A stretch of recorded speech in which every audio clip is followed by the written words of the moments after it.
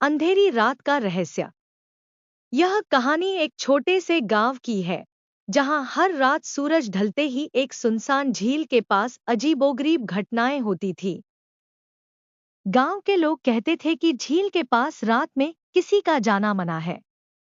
जो भी वहां गया, वो कभी वापस नहीं लौटा। एक रात अर्जुन नाम का एक युवक, जो इन बातों पर विश्वास नहीं करता था, हिम्मत करके झील के पास जाने का फैसला करता है। अर्जुन के दोस्तों ने उसे रोकने की कोशिश की, लेकिन उसने इसे केवल डरपोक कहानियां समझकर अनसुना कर दिया। आधी रात को, जब पूरा गांव सो रहा था, अर्जुन टॉर्च और अपने फोन के साथ झील की ओर चल पड़ा। जैसे जैसे वह झील के करीब पहुंचा, चारों ओर की हवा ठंडी और भारी होती गई। पेड़ों के पत्ते बिना हवा के ही सरसराने लगे और अजीब सी सरगोशियां उसके कानों में गूंजने लगी। झील के पास पहुंचते ही अर्जुन ने देखा कि पानी में हल्की हलचल हो रही थी, जबकि हवा पूरी तरह शांत थी। उसने झील में अपनी टॉर्च की रोशनी डाली। तभी अचानक पानी के अंदर से एक भयानक परछाई दिखाई दी। ऐसा लगा जैसे किसी ने उसे घूरते हुए देखा हो।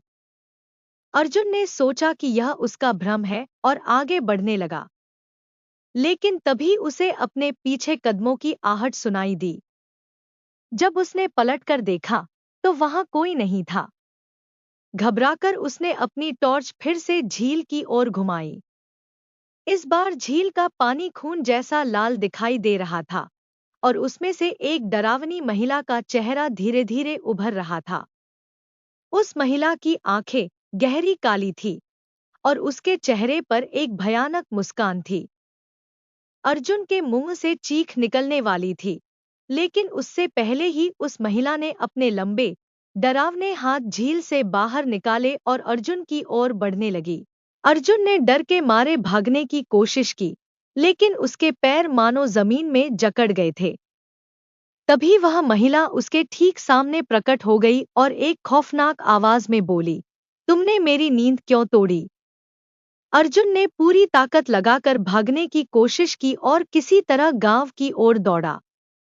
लेकिन जब वह अपने घर पहुंचा, तो उसका पूरा शरीर खून से सना हुआ था। उसने गांववालों को अपनी कहानी सुनाई, लेकिन किसी ने उसकी बात पर यकीन नहीं किया। अगली सुबह अर्जुन का शरीर झील के किनारे पड़ा मिला।